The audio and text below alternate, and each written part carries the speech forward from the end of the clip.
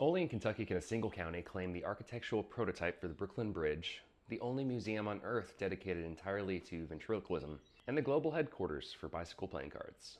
Hi, I'm Michael, and I'm learning a little bit more about Kentucky, one county at a time, all 120 of them. And today, I'm learning about Kenton County. If you haven't already, I do hope that you check out the other counties I've covered. They're all listed in the playlist on my profile. If I haven't covered yours yet, don't worry, I'll get to it soon, I promise. As always, if I missed something or mispronounced something, feel free to let me know in the comments so we can all learn together. Just don't do it in a judgmental way. Kenton County is a wedge of land perfectly positioned at the confluence of the Licking River and the Ohio River. Directly across the water sits the towering skyline of Cincinnati, and for over 2 centuries, Kenton County has served as the ultimate threshold. It's the geographic and cultural gateway where the industrial Midwest crashes directly into the agrarian South. In 1751, a man named Christopher Gist, working for the Ohio Company, became the first recorded Anglo-American to explore the area. He mapped the exact spot where the Licking River dumps into the Ohio, calling it the Point, and noting its extreme strategic value. By the 1780s, the first pioneer cabins began appearing along the dry creeks there, and in 1789, a Scottish settler named Thomas Kennedy started operating a ferry across the Ohio River, and the area quickly earned the nickname Kennedy's Ferry. That little settlement grew, and in February of 1815, the Kentucky legislature formally incorporated the town of Covington. It was named in honor of General Leonard Covington, a highly respected military officer killed in the War of 1812. The town founders were incredibly ambitious. They plotted the streets of Covington to perfectly mirror the grid of Cincinnati right across the water, symbolically linking their future to the booming northern metropolis. For the first few decades, Covington was technically part of Campbell County, but the population on the western side of the Licking River was exploding, and the residents demanded their own local government. And on January 29, 1840, the Kentucky legislature officially carved out a brand new county. They named it Kenton County, honoring one of the most legendary and indestructible figures of the American frontier, Simon Kenton. And when Simon Kenton was 16 years old, he knocked a man unconscious in a fight over a woman. Convinced he'd accidentally killed the man, Kenton actually fled into the wilderness and then changed his name to Simon Butler. Simon Butler became a frontiersman. He was an absolute giant of a man who scouted alongside Daniel Boone, famously saving Boone's life during a terrifying ambush. But the creation of Kenton County instantly birthed a massive, bitter political feud. The county was deeply divided. The vast majority of the people lived in the bustling, urban, working-class river port of Covington in the far north part of the county, but the wealthy, aristocratic farmers and landowners lived in the rural southern half of the county. When it came time to pick a county seat, the rural faction wielded their political power and won. In 1842, the town of Independence was founded perfectly in the geographic center of the county to serve as the seat of government. They chose the name Independence specifically to celebrate their liberation from having to travel to the old Campbell County courthouses.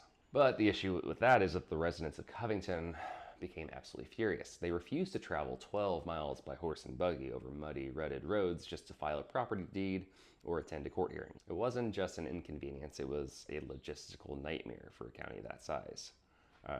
It also paralyzed local business. The political fighting became so incredibly toxic that the state was forced to step in and compromise. They established a dual county seat system, and to this very day, Kenton County has a courthouse in Independence and a courthouse in Covington, making it a bizarre and enduring anomaly in local government. When the American Civil War broke out, Kenton County found itself on the absolute bleeding edge of the border state conflict. The county was a fierce Union stronghold filled with residents and immigrants who wanted to protect the industrial powerhouse of Cincinnati from Confederate invasion. The United States Army quickly moved in and constructed a massive ring of defensive earthworks, artillery batteries, and rifle pits across the northern hills of the county. Installations like Fort Mitchell and Fort Wright popped up and turned the heights into an impenetrable wall. And while the county never saw a major bloody battle, these imposing fortifications successfully deterred Confederate forces from really ever attempting to cross the river. Following the Civil War, Kenton County exploded into a golden age of engineering and industry. The catalyst for this boom was a breathtaking feat of architecture. In 1867, after years of delays, financial panics, and wartime interruptions, the Roebling Suspension Bridge was finally completed. Designed by visionary engineer John Roebling, the bridge featured massive masonry towers and a beautiful web of steel cables. It spanned the Ohio River, permanently linking the streets of Covington to the markets of Cincinnati. At the time it opened, it was the longest suspension bridge in the entire world. More importantly, it served as the direct architectural prototype for Roebling's ultimate masterpiece, the Brooklyn Bridge. in New York City. With the bridge in place, Covington transformed into a booming manufacturing titan. The riverfront was packed with lumber yards, grain elevators, tobacco warehouses, and it was here that one of the most fascinating global companies of the era was born. The Stewart Iron Works was established in Covington in 1862, and for a long time, they were the largest manufacturer of iron fencing in the world. But these are not just decorative gates that we're talking about. The iron forged right here in Kenton County was shipped across the globe to secure the most high-stakes facilities on Earth. Stewart Iron Works manufactured the heavy gates for the Panama Canal. They built the protective fences surrounding the White House. And most famously, they actually forged the special non-soluble iron bars used for the prison cells in Alcatraz. This industrial explosion required an army of workers, and they arrived by the thousands. There was a massive wave of German and Irish immigrants poured into Kenton County during the late 19th century. They brought their incredible work ethic, their food, and their culture, completely reshaping the identity of the region. The German immigrants built dense, beautiful, highly walkable neighborhoods of brick townhomes, establishing the area now known as Mainstrasse Village.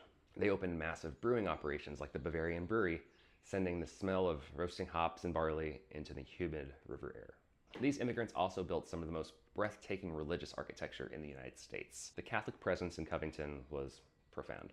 The Mother of God Church, completed in 1871, featured twin Renaissance towers and brilliant murals painted by Vatican artists. But the absolute crown jewel of the county is the Cathedral Basilica of the Assumption. Construction on this masterpiece began in 1895 under the direction of the Diocese of Covington. The sanctuary was designed as a stunning, meticulous homage to the Notre Dame Cathedral in Paris. The exterior is guarded by 32 carved stone gargoyles and 26 chimeras that stare down at the streets below. The interior is modeled after the Abbey of Saint Denis in France. Its most awe-inspiring feature is located in the north transept. It holds what is widely considered to be the largest handmade church stained glass window in the world, measuring an astonishing 67 feet high and 24 feet wide. And when that afternoon sun hits that window, it bathes the entire sanctuary in a breathtaking kaleidoscope of color. During this exact same era, the entertainment culture of Kenton County was absolutely electric. Over in the city of Ludlow, developers built the legendary Ludlow Lagoon in 1895. It was an 85-acre amusement park built around a massive lake. At the time, it was the premier destination of the Jazz Age, featuring a clubhouse, a vaudeville stage, and scenic railway roller coaster designed by the same man who built the coasters at Coney Island. But the lagoon was cursed by tragedy. In 1913, a motorcycle crashed into a gas lamp, burning the grandstand and killing several spectators. 2 years later, a massive tornado ripped through the park, tearing buildings to shreds. And when Prohibition finally outlawed the sale of beer, the park lost its main source of revenue and closed forever in 1917, leaving behind nothing but a few stone remnants and a whole lot of local ghost stories. The county also boasted one of the greatest horse racing venues in America.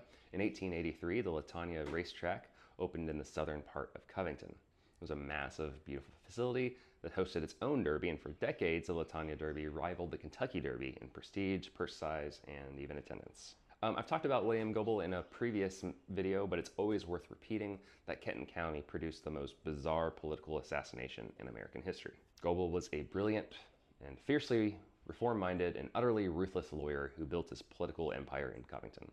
Known as the Kenton King, he ran as the Democratic nominee for governor of Kentucky in 1899. The election was incredibly bitter, and the results were intensely contested. As the state legislature debated the outcome in Frankfort, a hidden sniper shot Goebel in the chest, and while he lay bleeding to death in a nearby hotel bed, the legislature officially declared him the winner. He was sworn in as the governor of Kentucky with his dying breath. He passed away 3 days later, making him the only governor in American history to be assassinated while in office. By the early 20th century, Kenton County was a thriving, unstoppable place, but living right on the river brought immense wealth and a terrifying, unpredictable cost. In January 1937, the winter rains simply just didn't stop. The Ohio River swelled into a monstrous churning sea, eventually cresting at an apocalyptic 79.99 feet high, nearly 30 feet above flood stage. The Great Flood of 1937 swallowed the city of Covington, and the icy, muddy water crept up the brick buildings, submerging entire neighborhoods up to their second-story windows. Businesses were completely destroyed, infrastructure collapsed, and thousands of residents were forced to flee to the higher ground of the southern hills. The devastation was so absolute that it completely changed the relationship between the city and the river. In the decades that followed, massive concrete flood walls and levee systems were constructed to physically wall the city off from the water. Following World War II, Kenton County experienced a fundamental geographic shift. The era of the automobile arrived, and with it came the Great Suburban Explosion. In 1963, the Brent Spence Bridge was completed, carrying Interstate 75 and Interstate 71 directly over the Ohio River. Suddenly, you didn't need to live in the dense, smoky urban core of Covington to work in Cincinnati. As these new subdivisions were built, the city of Covington naturally tried to annex them to capture their tax revenue. But the people moving to the suburbs fought back fiercely, and to protect their neighborhoods from Covington's reach, these small communities began incorporating themselves into brand new independent cities. And this defensive strategy created one of the most fractured, chaotic, and really absurd political maps in the entire country. Today, Kenton County contains a staggering 19 separate incorporated cities packed into just 164 square miles. Imagine the logistical nightmare of this map. You have 19 different mayors, dozens of different city councils, overlapping fire districts, and multiple independent school systems. A simple 10-minute drive down Dixie Highway takes you through a half dozen completely different jurisdictions, each fiercely protective of its own borders. The origin story of the names and the communities are absolutely fascinating. You have the cities of Fort Mitchell and Fort Wright, named after those massive defensive earthworks constructed by the Union Army that I mentioned before. Today, Fort Mitchell is famous for hosting the Vent Haven Museum. It's the only museum in the world dedicated entirely to the art of ventriloquism, housing a wonderfully bizarre collection of over 900 ventriloquist figures that would prevent me from sleeping ever. And just down the highway in Erlanger, known locally as the Friendship City, it was named for Baron Frederick Emile de Erlanger, a Parisian banker whose family helped finance the early railroad development in the region. Right next to it is Ellesmere, which was originally called South Erlanger before being renamed. Ellesmere has a deeply proud African-American heritage, serving as the home to the historic Dunbar School and later electing Billy Bradford as the first African-American mayor in northern Kentucky. You also have the city of Taylor Mill, named for a local mill operated by James Taylor Jr. Then there's Crescent Springs, which took its name from the distinct crescent shape of the Cincinnati Southern Railroad tracks that curved right through the center of town. And then you have Visalia. It was an unincorporated community that actually dissolved its government back in 2006. But back in the 1800s, a local man named Nathaniel Vise traveled out west and founded a settlement in California, naming it Visalia, after his Kentucky home. And today, the California version of that community has 140,000 people, all tracing their city's name back to a tiny plot of land in Kenton County, Kentucky. You have the massive urban center of Covington in the north and the old rural seat of Independence in the south. You have historic river villages like Ludlow and Bromley. You have the city of Walton, which actually straddles the border and spills over into Boone County. You have wealthy, prestigious residential enclaves like Park Hills and Lakeside Park. And you have the newer commuter suburbs like Edgewood, Kentonvale, Crestview Hills, Fairview, Villa Hills, and Ryland Heights. But this fractured political map didn't stop the absolute tidal wave of global commerce from washing over the county. As the 20th century came to a close, Kenton County transformed from a gritty manufacturing hub into an international corporate powerhouse. Fidelity Investments chose Covington as the site for a massive 188-acre corporate campus, employing thousands of people right there in the city limits. And just down the highway, in the city of Erlanger, became a magnet for global business because Toyota established a massive North American engineering and technical headquarters there. The Italian confectionery giant Perfetti Van Meel chose Erlanger for its North American headquarters. So if you've ever eaten a Mentos or an Airhead before, the corporate logistics behind it were most likely handled right there in Kenton County. And even more iconic, the United States Playing Card Company moved its massive manufacturing operations to Erlanger in 2009. If you've ever played a game of poker, blackjack, or solitaire with a deck of Bicycle, B, or Hoyle playing cards, those cards were manufactured, cut, and boxed right there in Kenton County as well. So basically every major casino in Las Vegas and every street magician in the world relies on cardboard pressed in northern Kentucky. This corporate explosion was driven entirely by the county's proximity to the Cincinnati Northern Kentucky International Airport, located right on the county border. The airport's massive Delta hub and growing DHL cargo operations turned Kenton County into a premier logistics and distribution epicenter for the entire planet.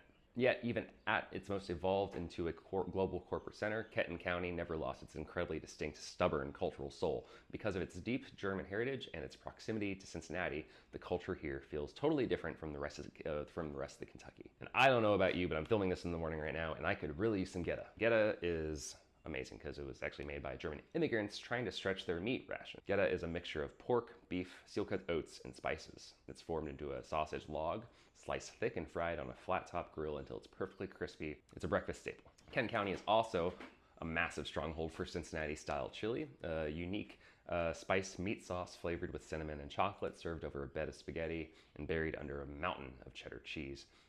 To me, it's truly the proper way to enjoy chili. Shout out Skyline Chili. The civic life of the county is heavily tied to this heritage. Main Strasse Village in Covington hosts incredible, authentic Oktoberfest and Maifest celebrations that draw thousands of people into the streets with beer steins and live music. The historic architecture of these neighborhoods is fiercely protected by local neighborhood associations who spent decades restoring the old townhomes. This environment has produced an incredible roster of noble people who shaped American culture. The legendary songwriter Haven Gillespie was born in Covington. If you've ever sung the words to Santa Claus is Coming to Town, you're singing the work of a Kenton County native. The county was the boyhood home of Daniel Carter Beard, who used his experiences exploring the banks of the Licking River to become one of the founding fathers of the Boy Scouts of America. Frank Duveneck, one of the most celebrated American painters of the 19th century, was born here to German parents. In the world of sports, the county produced Steve Coffin. Known as the Kentucky Kid, he grew up in the Covington and Walton area and made history when he rode Affirmed to win the Triple Crown at just 18 years old. Education is also a massive pillar of community pride. In addition to the sprawling Kenton County School District and the historic Covington Independent Schools, the county has an incredible strong network of private Catholic academies like Covington Catholic and Notre Dame. And the county is also home to Thomas More University in Crestview Hills, providing a deep anchor for higher education right in the suburbs. So, that's Kenton County. What'd I get wrong this time?